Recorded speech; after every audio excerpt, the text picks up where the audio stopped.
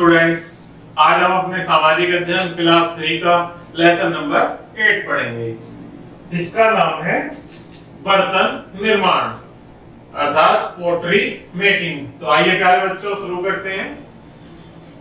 प्राचीन समय में लोग भोजन को उगाना नहीं जानते थे। कुछ समय पश्चात मानव ने भोजन को उगाना तथा एक ही स्थान पर रहना सीखा तथा मानव को अपनी वस्तुएं तथा भोजन को एकत्रित रखने की आवश्यकता हुई। सर्वप्रथम प्राचीन मानव ने अनाज तथा अन्य वस्तुओं को रखने के लिए विशाल बर्तन बनाए। जब हमारा देश के लोग प्राचीन समय में भोजन को उगाना नहीं जानते थे और उसको यह मालूम नहीं था कि भोजन कैसे उगाया जाता है या उनको कैसे संग्रहित अर्थात कहाँ रखा जाता है, तब हमारे प्राचीन समय में लोगों ने एक स्थान पर रहना और भोजन को उगाना सीख लिया था। तो भोजन को एकत्रित करने की आवश्यकता हुई, तो प्राचीन मानव ने अनाज तथा अन्य वस्तुओं को रखने के लिए विशाल बर्तनों का निर्माण किया। बर्तनों का इतिहास। प्राचीन समय में मानव साधारण रूप से मिट्टी से अपने हाथों से आकार देकर बर्तन बनाता था। इसको मिट्टी की गेंद को अंगूठे तथा उंगली के मध्य दबाकर बनाया जाता था।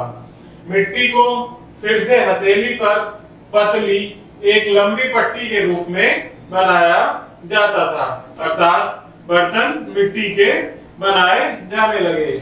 तब इसको एक बर्तन का आकार दिया जाता था, अर्थात एक अंगूठे और उंगली की सहायता से मिट्टी की गेंद को एक आकार देकर प्यारे बच्चों उसका क्या बनाया जाता था? बर्तन। इसे बर्तन का रूप दिया जाता था। बहुत बाद में पहिए का आविष्कार किया गया। बर्तनों का प्रयोग अनाज को संचित करने में किया जाता था। बर्तनों का प्रयोग कब किया जाता था?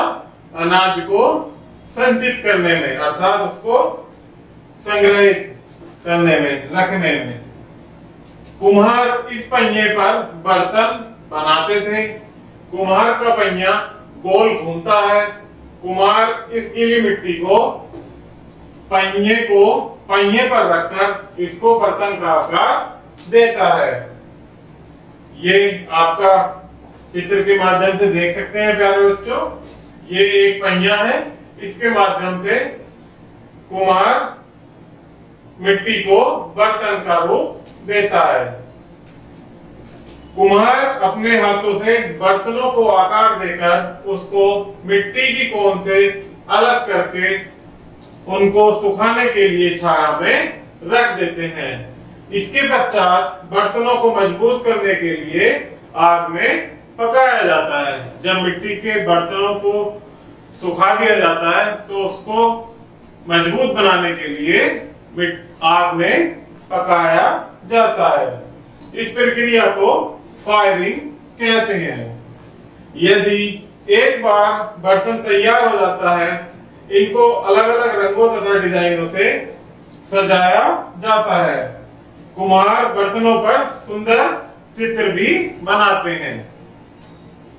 हमारे दैनिक जीवन में मिट्टी का उपयोग। गांवों में अधिकतर लोग रसोई में मिट्टी के बर्तनों का प्रयोग करते हैं।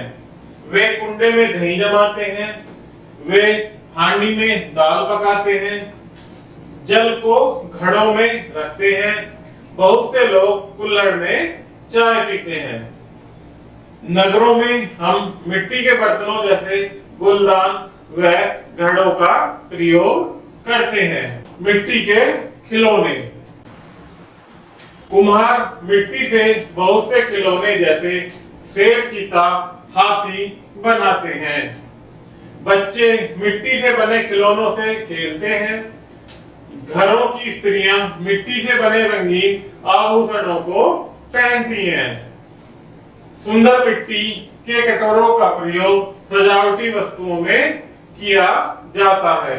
तो प्यारे बच्चों, आप देख रहे हैं कि मिट्टी से बने हुए बर्तनों और आभूषणों सजावटी वस्तुओं का भी प्रयोग प्राचीन समय में किया जाता था।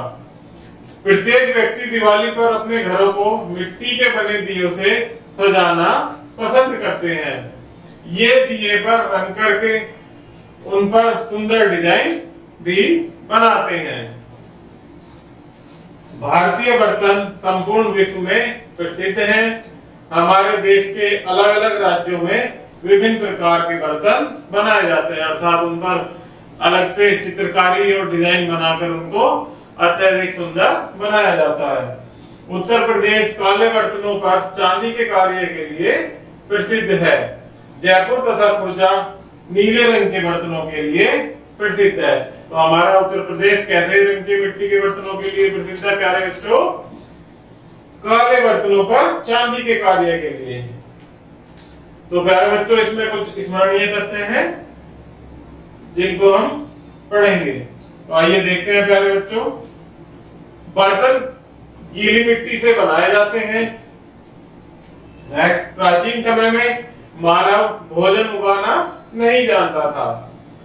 सर्वप्रथम मानव ने अनाज तथा अन्य वस्तुएं रखने के लिए विशाल बर्तन बनाए।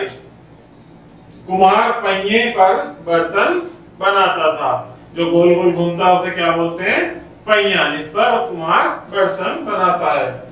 बर्तन तैयार होने के पश्चात इनको रंग किया जाता है। घड़ा तथा कुल्हड़ मिट्टी द्वारा बनाए गए हमारे जीवन में उपयोगी बर्तन हैं। तो प्यारे बच्चों, ये हमारा लेसन समाप्त हुआ। इसमें किसी भी प्रकार की कोई समस्या हो तो कृपया कमेंट बॉक्स में कमेंट कीजिएगा। धन्यवाद।